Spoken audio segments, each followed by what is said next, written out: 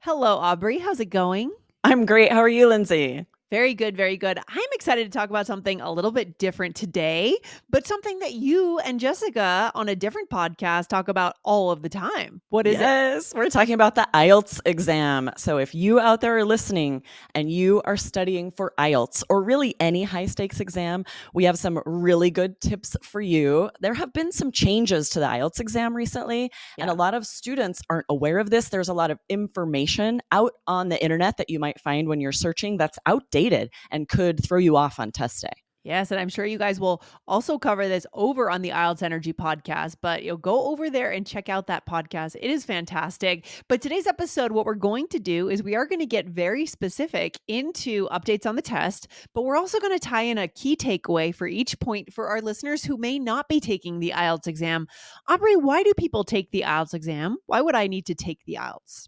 Yeah, this is a test that might be required if you are immigrating to an English speaking country or if you are going to complete schooling in an English speaking country, maybe a Mhm. master's degree. A lot of schools will require this exam and they're requiring high scores. You can't go and just do your best. Often you have to really study, you have to know the exam well to get high enough scores to be able to be admitted to these universities or to get the visa. Yeah, so if you are actually taking that, go and subscribe. Hit the follow button on IELTS Energy Podcast with Aubrey and Jessica.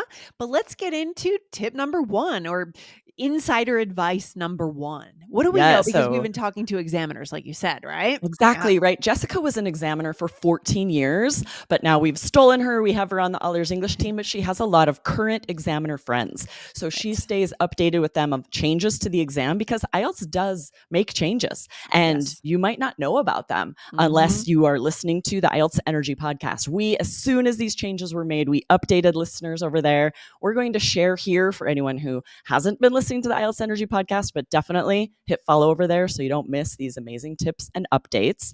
And the first Wow. one is about word count for the essays, right, Lindsay? Yeah, I'm actually surprised. I'm actually reading this and thinking about it now. Wow. So word count no longer exists for essays and Yeah. writing. Is that correct? Oh my Yes, gosh. for a long time, the IELTS exam, there was a penalty. If you were under a certain amount of words, the examiners counted words. You had to have 150 for task one, 250 for task two. That has changed. There is no word limit. So you Examiners are not counting words, and most students don't realize this. Oh my gosh, so you can submit as many you could write an 800 word essay? Well, there would be no penalty, or you could submit a 50-word Whoa. penalty or 50-word Okay. essay, and there would not be a word count penalty. Now, here's the thing to keep in mind.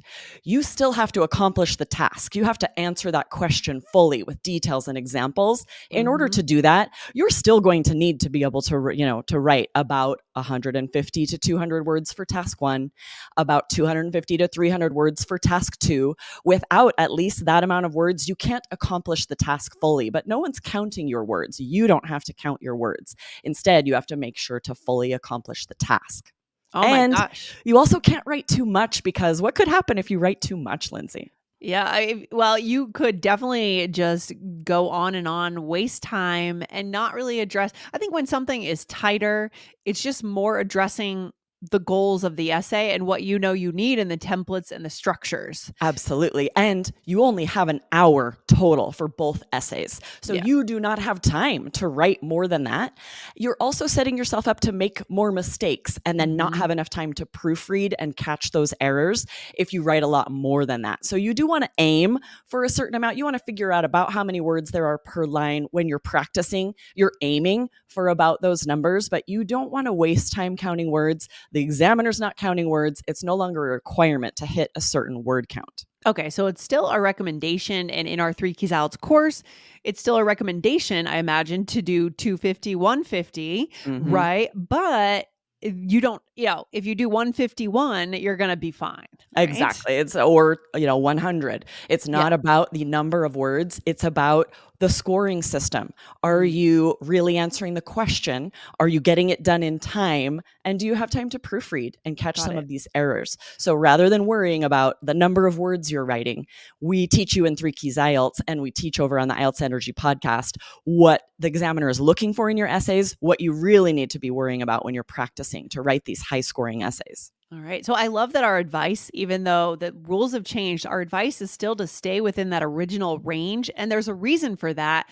We Yeah, want to be concise. And how does this apply to our listeners who are not taking IELTS? There's still a lesson in here for all of absolutely. us when it comes to writing emails. Yes, imagine. I know everyone out there has received an email that was really wordy, that was much longer Oh, than it needed to be, right? There is a message here for all of us out here to be concise with emails. Everyone is busy. We don't have a ton of time. We want to like hit the main points and say it with as few words as possible. yes, especially we need to look at culture here too. When you're doing business with people in the United States, it's especially important.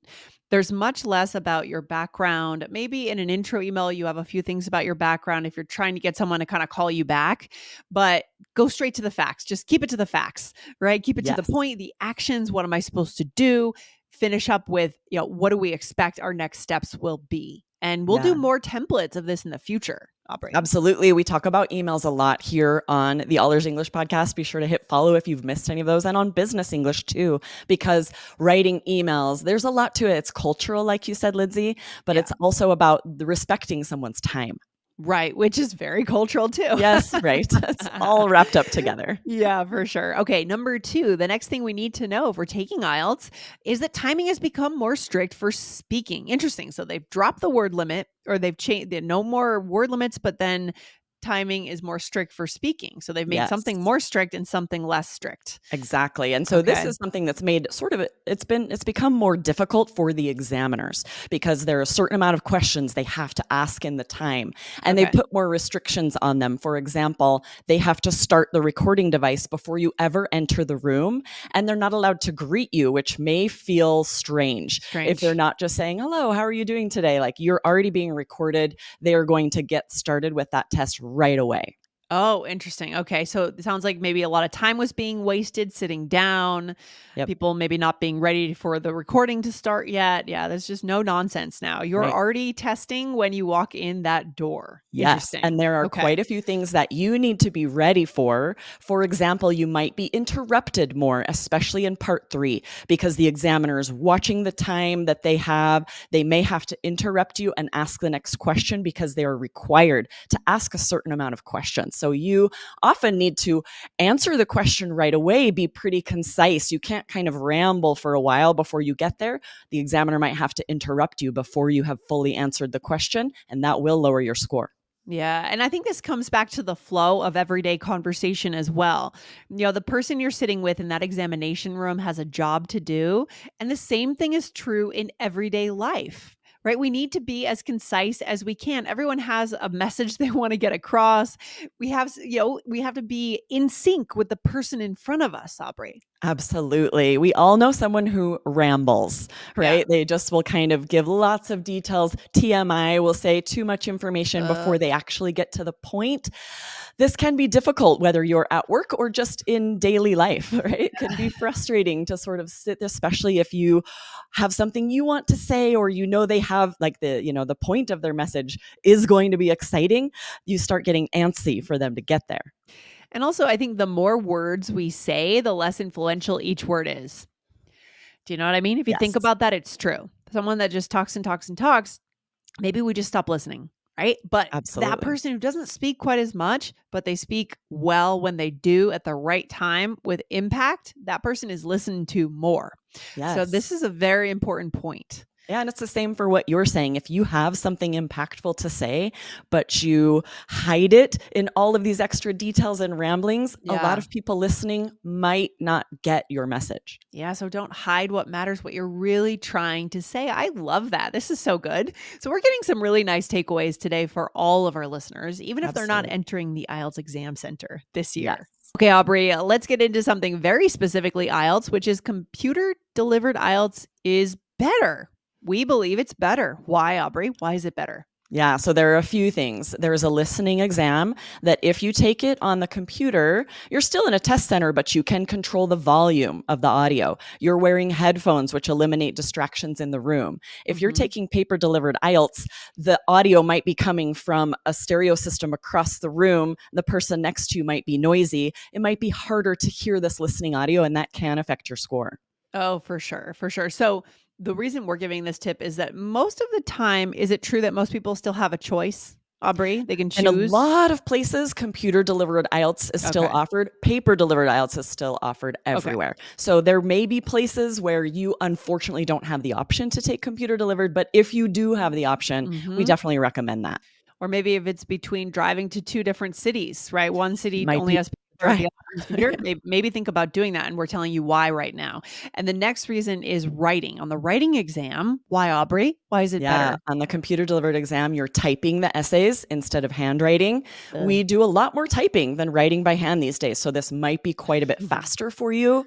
It's also a lot better if you have bad handwriting and it's difficult and slow for you to make your handwriting clear enough for the examiner. There can be a lot of benefits to typing your essays instead. You can also delete a chunk and rewrite it instead of, crossing it out and writing it, which of course you can do on the paper delivered IELTS, but a lot faster on the computer. Yeah, don't you think everyone has bad handwriting now because we don't We write? don't I write mean, my much. I'm looking at I do have a couple notes here, and it's just bad. It's bad So handwriting. sloppy. Huge Yeah, letters, imagine having to write a whole essay clearly and neatly. That is going to take more time than you could just type it. right, right. Just stay in the mode that you're already in every day, right? Just Exactly. being online. So there's one reading tip, and then we're going to talk about how we've actually adopted a special technology, and we've tried not to go back to writing. So Yes. what about reading though? First, reading. Okay, so the reading exam is easier on the computer for IELTS because instead of flipping pages to go from the passage to the questions, there's a Hmm. split screen so that you can see the questions right next to the passage. This is huge. And you can also highlight text and mark questions for later review. So this is so much easier rather than flipping back and forth and looking in the passage, go back to the question. It's easier. Nice. And in our course, Three Keys IELTS, our computer version, we do show you what those screens look like, Yes. right? We had Jessica go and take the IELTS computer up in Canada one year, and she came back and showed us everything of this is what it looks like, right? When you take the computer IELTS, and we have that in our course. A lot of courses probably don't bother to do that. They just show you Exactly. their version of a computer test, but it's not what IELTS looks like. Right? Okay. We put a lot of work into making our Three Keys IELTS program prepare you for computer delivered IELTS as well. This is really the way the world is going. It could be one day that that's the only possibility. Right I'm now, you pretty have the sure. option for either. Yeah, it makes sense. So, Yeah. yes, when you sign up for Three Keys IELTS, we prepare you for both options. And I think the overall message for all of our listeners is see if you can adopt one piece of technology that will just make your life a little smoother, right? We've adopted Monday.com. We might change our task management system in the future. Who knows? It doesn't matter, but I think it helps. Aubrey, does it help you? Yeah, definitely. I think a lot of us were writing lists. We had Yes. a handwritten list somewhere, and then Yeah. maybe somewhere else we had another list. And this has really facilitated just making it easier to stay organized. But whether you need, software to keep you organized or maybe your vocabulary list, maybe you could use an app to make that easier, an Excel spreadsheet, right? You might be still writing in a handwritten notebook, and you may want to consider, is there a better option for me? Yes, I love it. So today we've gotten a lot of good little takeaways for our listeners if they're not taking the test and a lot of very specific ones. These are big changes, especially that first one, Aubrey, around word Absolutely. count. I had not heard about that till now because you guys are in charge of the IELTS Hmm. stuff over there. Hmm. And so I'm actually kind of surprised, but that's a big deal, seismic Yes. shift. Yeah, and there are a Yeah. lot of things that we share over on the IELTS Energy podcast that are changes to the exam like this, but also we'll find out from examiners like common mistakes students are making or essay topics that are really tripping people up when they switch to starting to do more mixed essays. This was confusing for students. So you want to make sure you're listening to the IELTS Mm. Energy podcast so that you're getting all of those insider tips. And that's it, guys. So go and check out the IELTS Energy podcast. Any final takeaway for our students if they're studying IELTS? Anything? I mean, I think that's it. Like any exam you're taking is going to be really specific, whether you're taking TESOL or IELTS or a different Yeah. high stakes exam. You need to know all of the specifics about what to expect on test day. It's really going to Mhm. give you more confidence to Yeah. go in there knowing you know what to expect. There won't be any surprises. Yeah, I mean, we've seen students write to us and say, "I'm taking TOEFL. Can I take your IELTS course?" No, it's a No, TOEFL. take a TOEFL course. Take a TOEFL course. Yeah, The IELTS, our course is very, very specific only for IELTS, okay? It's not for any other test, TOEIC, TOEFL, nothing else. Prepare for the test you're going to take because there's always different strategies for each exactly. one. Yeah. Yes, very different. Exactly. I agree. All right, Aubrey, thanks for being on the show and enlightening us about these IELTS updates. Good stuff Yes. today. Awesome. We'll All see you right. guys over on IELTS Energy as well. And I'll see you right here next time, Lindsay. All right. Take care. Bye. Bye.